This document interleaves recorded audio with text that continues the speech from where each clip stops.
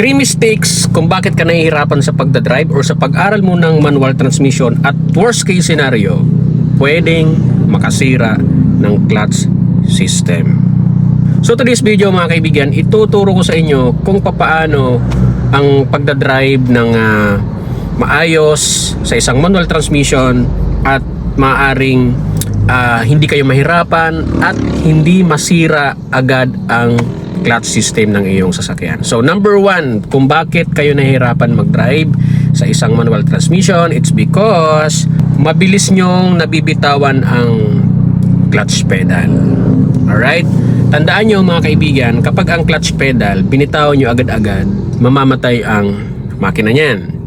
And worst case scenario, pwede siyang makasira ng clutch, pwede siyang mabasag unti-unti kung makakasanayan nyo yung mga ganong pagbibitaw, yung biglaang pagbitaw. So paano ba ang normal na pagbitaw ng clutch pedal? So ganito po ang normal na pagbitaw ng clutch pedal.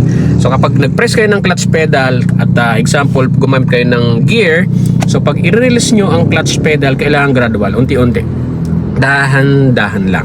Okay? At ito pa ang pinakamalaga, sa first gear or reverse, so kailangan may holding point yan na tinatawag, parang ganyan. Yan. So kailangan may holding point yan. Okay? And pangalawa kung bakit kayo nahihirapan sa pag-aaral mag-drive at worst case scenario na pwedeng makasira ng clutch. Ito yung tinatawag natin na clutch driving. So ano ba yung clutch driving? Ang clutch driving, ito yung pagmamaneho na laging naka-clutch ang paa nyo kahit hindi namang kailangan. So pwede siyang makasira or makasunog ng clutch disc. So maamoy nyo, teka lang, medyo mabaho mukhang nasusunog na yung clutch. So yan yung mga dahilan. At ito yung mga driving style na takot mamatay ng makina. Then actually, sa takot nyo na mamatay kayo ng makina, doon na nagsisimula na unti-unti masira ang clutch system or yung tinatawag natin na clutch disc. So ngayon, ano ba yung gagawin natin? Kailan lang ba tayo gagamit ng clutch? Okay, ganito yan. Kapag paliko, bago lumiko, kailangan bagalan nyo na muna. Kasi madalas yan yung kinatatakutan natin, yung pagliko. Minsan namamatayan kayo ng makina. So ngayon, ang gagawin nyo dyan, bagalan nyo na muna, then gamitin nyo si clutch, then ilagay nyo ng first gear para mabagal kayo makaliko. Then gradually release ng clutch. Then holding point without gas. Kailangan may holding point. Okay, katulad ng pinakita ko kanina. So ngayon, habang naliko kayo, kailangan naka-clutch all the way, tapos i-release nyo ng gradual ng dahan-dahan hanggang makaliko kayo ng maayos. Okay, isa pa sa mga pababa. Ayan, so nagka-clutch rin yung mga ibang mga driver. So tandaan nyo, brake lang gamitin nyo sa mga pababa. Iwasan nyo mag-clutch na mag-clutch. Okay, tapos eto pa, iwasan nyo na nakababad ang paa nyo sa clutch. Along the way, habang nagmamaneho kayo, nakababad yung paa nyo sa clutch.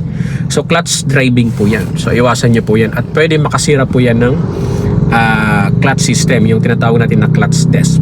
Alright? So once na nakapag-shift kayo, once na umapa kayo ng clutch, kailangan i-release nyo ng unti-unti yung clutch, and then as much as possible, bitawan nyo na siya. Kapag tumatakbo na naman ang sasakyan, hindi na po yan mamamatay. Hindi na po yan mag-stall. Okay? Pangatlong gamit ng clutch pedal natin, bakit tayo nahihirapan sa pagdadrive ng isang manual transmission?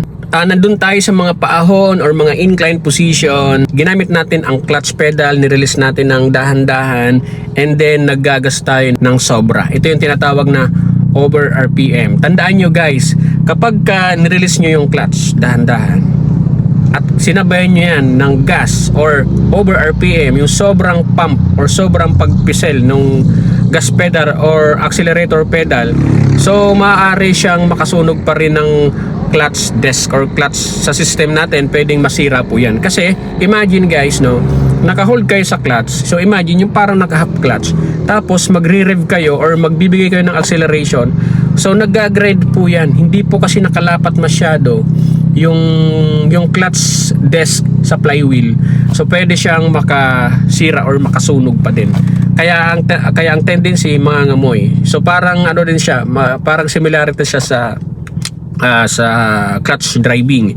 So pwede kayong mag-gas at least 1.5, 2,000. So siguro pinakamataas na yung 2.5 or let's say 3,000, yan na yun. Kaya pag tinuturuan ko yung mga estudyante, kung tatapak po ng gas pedal as much as possible, hindi po lalagpas ng 3,000 RPM. Kasi nga po, kung kayo ay naka all the way clutch, ayan, naka clutch kayo, tapos nirelease nyo, tapos sinabayan nyo ng sobrang gas, yung RPM nyo ang taas, so pwede siyang makasunog ng clutch. Kasi ito yung mga nangyayari lalo sa mga paahon. Siyempre ayaw nating umurong, ayaw nating umatras. Tapos ginagawa natin, nire-release natin yung clutch, tapos nilalagyan kaagad natin ng gas. Ang problema doon, kapag marami yung gas mo or kapag napadiin ka sa gas pedal, ang tendency doon, pwede siyang masunog. Lalong-lalo na kung hindi mo kaagad i-release ang paa mo sa clutch pedal. Alright, so ang technique dyan, kapag mga paahon guys, so pag tinaas mo yung clutch pedal mo at nahanap mo yung biting point, so maglalagay ka ng konting gas, at least mga 2.5. Kapag tumakbo na yung sasakyan, bitawan nyo na yung clutch nyo. Okay, hindi na po yan mamamatay, aahon na po yan. Alright, so hopefully nakatulong po sa inyo ang video na to. At kung naguguluhan kayo sa ating mga video, free to comment down below para magawa natin ng mga tutorial videos yan. Right, that's it, bye bye.